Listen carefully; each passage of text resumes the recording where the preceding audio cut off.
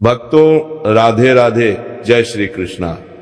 भक्तों, आप सभी लोग जानते हैं कि 2 जनवरी 2026 यानी शुक्रवार को पड़ रही है पौष महीने की चतुर्दशी तिथि, और यह साल की पहली चतुर्दशी तिथि है जो बहुत ही खास है। और भक्तों, ये वह तिथि है जो पौष मास में पड़ने वाली सबसे बड़ी तिथि है, क्योंकि ये शुक्रवार के दिन पड़ रही है और इसका बहुत ही बड़ा और विशेष महत्व होता है। पूज्य पंडितों और गुरुओं ने कहा है कि अगर कभी भी मौका लग जाए और पौष महीने की चतुर्दशी तिथि शुक्रवार को पड़ जाए तो आप लोगों को 2 लौंग का उपाय तो अवश्य ही करना चाहिए। इन दोनों का संयोग बहुत ही कम आता है। इसी के साथ में पंडितों और गुरुओं ने अपनी शिव पुराण कथा में बताया है कि इस दिन आपको 2 लौंग का उपाय तो आपको अवश्य ही करना चाहिए, क्योंकि ऐसा दिन पूरे साल में सिर्फ एक ही बार आता है। और भक्तों, आप सभी लोग जानते हो कि शुक्रवार चतुर्दशी का अगर सबसे बड़ा कोई उपाय है तो वो 2 लौंग वाला उपाय है। तो भक्तों, इस शुक्रवार के दिन आप लोगों को इस 2 लौंग वाले उपाय को जरूर करना है। बहुत सारे लोग होंगे जिन लोगों ने इस उपाय को ना किया हो, मतलब पूरा साल निकल गया, उन्होंने किसी भी दिन इस लौंग वाले उपाय को ना किया हो। पर भक्तों, आपके पास एक आखिरी मौका बचा हुआ है जो कि 2 जनवरी के दिन है। तो इस दिन आप लोगों को इस वाले उपाय को जरूर कर लेना है। भले ही आपने पूरे महीने भर इस उपाय को ना किया हो, पर अगर आपने इस पौष महीने की चतुर्दशी तिथि के दिन अगर इस वाले उपाय को कर लिया तो आपको इस उपाय को करने का वह फल मिलेगा जिसकी आपने कभी कल्पना भी नहीं करी होगी। इसीलिए आप लोग इस वाले उपाय को एक बार जरूर कर लेना है, ताकि आप लोगों के हाथ से मौका ना जा सके और आपको इस उपाय को करने का फल मिल सके। भक्तों, ये उपाय पंडित जी ने अपनी अभी की ही श्री शिव महापुराण की कथा में बताया है, जिस उपाय को आज हम आपको बहुत अच्छे से समझाने वाले हैं। इस वीडियो को देखने करके के बाद इस उपाय को समझने के लिए आपको कोई और वीडियो को देखने की जरूरत नहीं पड़ेगी। तो चलिए भक्तों, उपाय को शुरू करते हैं। देखिए, ये इस पौष महीने के शुक्रवार चतुर्दशी के दिन ये इतना खास होता है, इतना महत्वपूर्ण होता है। देखा गया है कभी कभी बड़े बड़े पूजा पाठ अनुष्ठान से जो मनोकामना पूर्ण नहीं होते, पौष महीने के शुक्रवार के दिन एक छोटे से उपाय करने से ही आपकी मनोकामना पूर्ण हो जाती है। और बहुत सारे लोगों ने इस उपाय को किया भी है और उनको इस उपाय को करने का फल भी जरूर मिला है। अगर आप लोग भी इस उपाय को करना चाहते हैं तो आप इस उपाय को पहले अच्छे से समझ लेना, सुन लेना, उसके बाद करना। आपको इस उपाय का फल जरूर मिलेगा और इस उपाय को कर लेने से आपके घर में चाहे किसी भी प्रकार की दुख और समस्या क्यों ना चल रही हो, आपको उसका कारण भी नहीं पता है कि भाई ये समस्या किस कारण से चल रही है, उसका कुछ भी कारण हो सकता है। जैसे पितृदोष हो सकता है या किसी भी तरह का मंगल दोष भी हो सकता है। तो इस दिन आप लोगों को ये वाला उपाय कर लेना है। ये एक ऐसा उपाय है जिस उपाय को अगर किसी विशेष दिन पर किया जाए तो भाई उस विशेष दिन का जो है वह तो हमें मिलता ही मिलता है, पर हमने उस दिन पर इस उपाय को किया है तो हमें उससे भी बड़ा फल मिलता है, और फल बहुत जल्दी मिलता है, क्योंकि आप इस उपाय को बहुत ही बड़े और विशेष दिन पर कर रहे हो। तो चलिए अब उपाय के बारे में बात करते हैं, लेकिन उससे पहले आप लोगों को ये जानना आवश्यक है कि आखिर ये उपाय किस समय करना है, किसको करना है और कैसे करना है। तो चलिए हम आगे आपको वीडियो में एक एक करके बता देते हैं, लेकिन उससे पहले अगर आप लोग हमारे चैनल पर पहली बार आए हैं या फिर मेरी आवाज आज पहली बार सुन रहे हैं तो हमारे चैनल को सब्सक्राइब जरूर कर लेना, और इसको काम वीडियो को लाइक करके कमेंट बॉक्स में श्री शिवाय नमस्तुभ्यम ओम नमः शिवाय जरूर टाइप कर देना। तो भक्तों, इस 2 लौंग वाले उपाय को हमें इस शुक्रवार चतुर्दशी के दिन कैसे करना है, किसको करना है, किस समय करना है और कहां पर करना है, ये सारे सवालों के जवाब आपको इस वीडियो में मिल जाएंगे। और जो ये वीडियो देखेगा भाई, उसको 2 लौंग वाला उपाय जरूर करना चाहिए, क्योंकि इस दिन लौंग का भी बहुत ही बड़ा और विशेष महत्व होता है।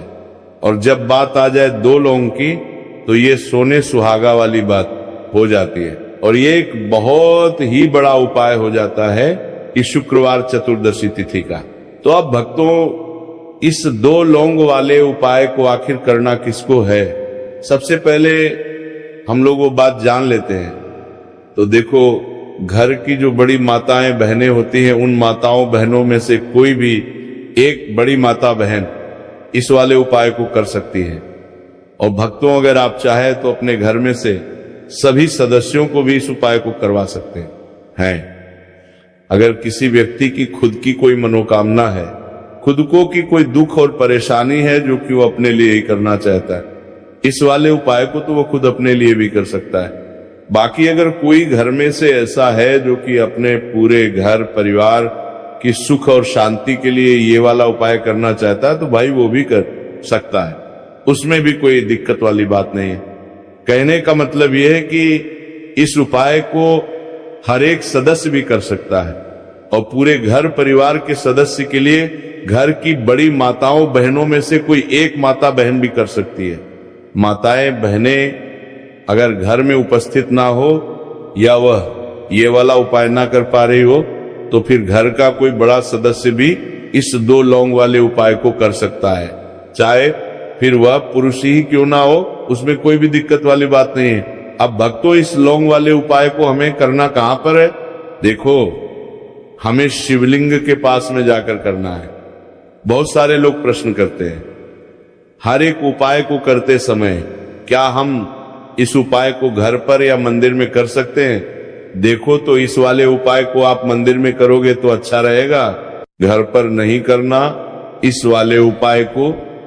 उसके बाद में भक्तों, जो अगला प्रश्न निकल कर आता है वो ये आता है इस उपाय को लेकर कि आखिर इस उपाय को हमें किस समय करना है, सुबह के समय करना है कि शाम के समय करना है?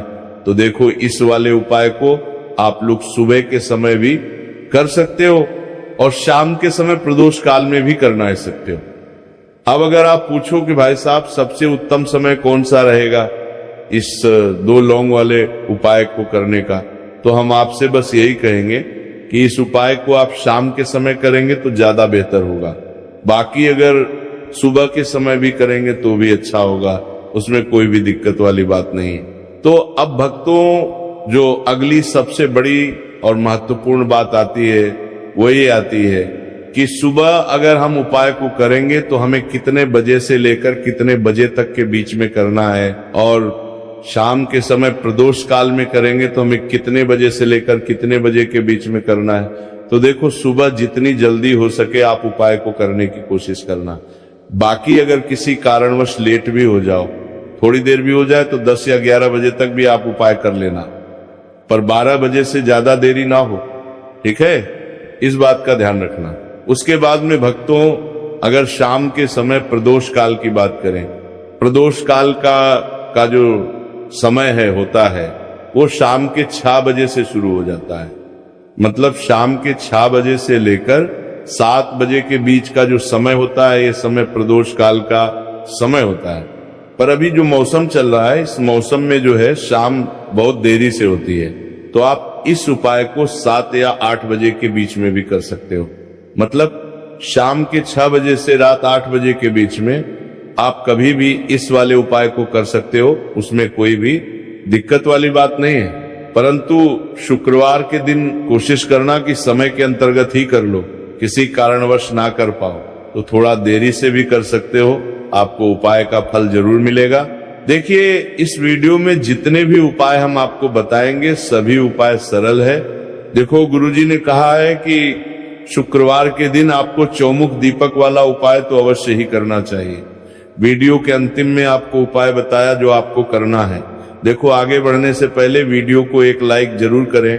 देखो, सबसे पहला उपाय, यदि आपके जीवन में कर्जा बहुत अधिक है, आपके जीवन में संकट बहुत अधिक रहते हैं, आपके ऊपर बहुत अधिक विपदा आ रही है, बार बार आपको अपने व्यापार में और अपने धन में हानि देखने को मिल रही है, यानी कि आपको प्रत्येक कार्य में हानि हो रही है, तो आपको ये उपाय करना चाहिए।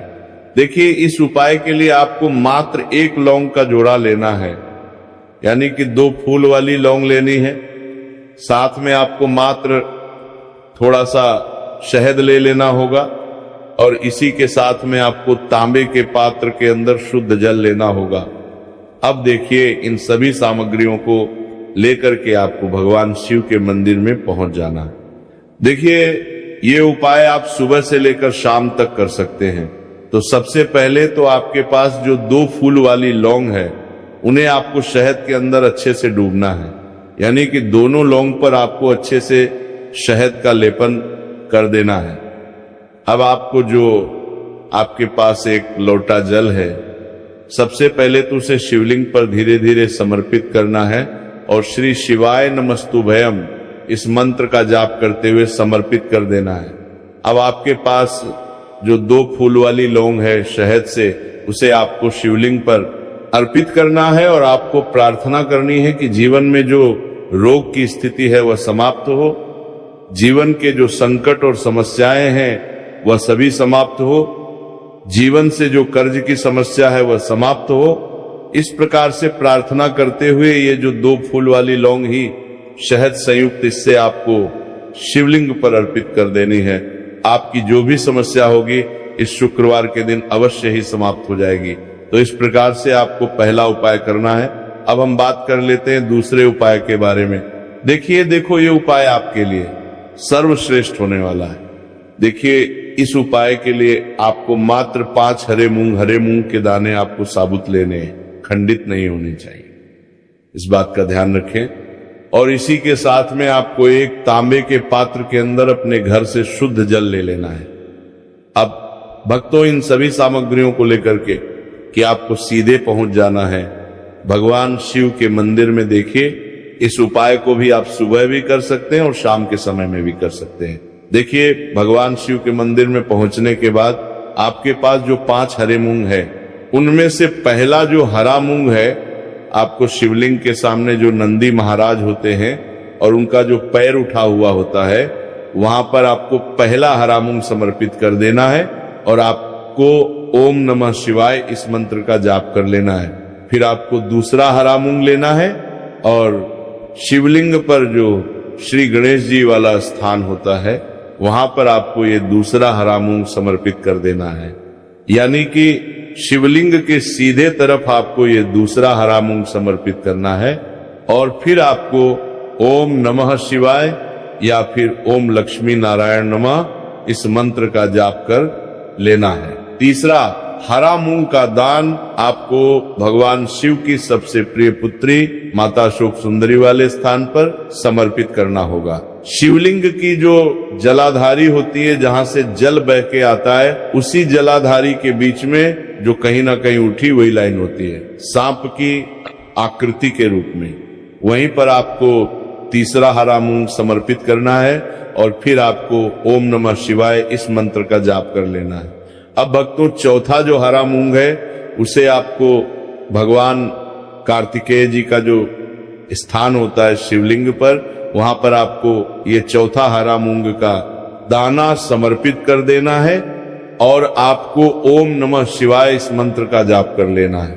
अब भक्तों, आपके पास जो 5वां और अंतिम हरा मूंग बचा हुआ है, उसे आपको जल के पात्र के अंदर डाल देना है और इस हरे मूंग से युक्त जल से आपको भगवान शिव के शिवलिंग का अभिषेक कर देना है। जल आपको बिल्कुल धीरे धीरे समर्पित करते जाना है और लगातार आपको शिव महापुराण के मूल मंत्र श्री शिवाय नमस्तुभयम इस मंत्र का जाप करते रहना है। फिर आपको शिवलिंग का विलाप हैं के सामने बैठकर, यदि आप अपने बच्चों के लिए ये उपाय कर रहे हैं, यदि आप अपने बच्चों की बुद्धि ज्ञान और विवेक के लिए उपाय कर रहे हैं, तो उसके लिए आपको प्रार्थना कर लेनी है। या फिर व्यापार में वृद्धि करने के लिए उपाय कर रहे हैं, तो उसकी कामना करते हुए आपको प्रार्थना कर लेनी है। या फिर अपनी नौकरी के लिए कर रहे हैं, या फिर अपने इंटरव्यू के लिए, या फिर धन की प्राप्ति के लिए कर रहे हैं, जिस भी कामना के लिए आप उपाय कर रहे हैं, उसे परिपूर्ण करने के लिए आपको महादेव से प्रार्थना कर लेनी है और फिर आपको वापस अपने घर आ जाना है। पूज्य गुरु जी ने कहा है कि जो भी व्यक्ति इस उपाय को कर लेता है, तो यकीन मानिए आपके जीवन की जो सारे संकट, कष्ट और बाधाएं हैं, वह सभी समाप्त होंगे। अब हम बात करते हैं अगले उपाय की। इस उपाय के लिए आपको एक दीपक लेना है। दीपक आप मिट्टी का भी ले सकते हैं और शुद्ध आटा मढ़कर उसका दीपक भी आप तैयार कर सकते हैं। दीपक के अंदर गोल बाती का प्रयोग करना है और दीपक के अंदर आपको शुद्ध घी का प्रयोग करना है। इसी के साथ में आपको मात्र एक फूल वाली लौंग लेनी होगी। अब एक दीपक और एक फूल वाली लौंग लेकर के सीधा आपको पहुंचना होगा बरगद के वृक्ष के। वहां पर देखिए, सबसे पहले तो आपके पास जो एक फूल वाली लौंग है उससे आपको बरगद के वृक्ष की जड़ में समर्पित करना है। देखिए, अगर आपके जीवन में कोई भी बड़ा संकट आने वाला है, कोई भी बड़ा कष्ट आने वाला है, तो वह इस उपाय के माध्यम से दूर होने वाला है। महादेव की विशेष कृपा रहें कि जो भी संकट आपके जीवन में आने वाला होगा वह भी दूर हो जाएगा।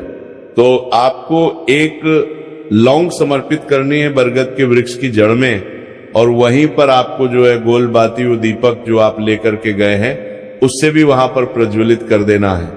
देखिए, जब भी आपको जीवन में साल लगने लगे कि आपके जीवन में कुछ भी अच्छा नहीं चल रहा, तब भी आपको कोई उपाय करना है।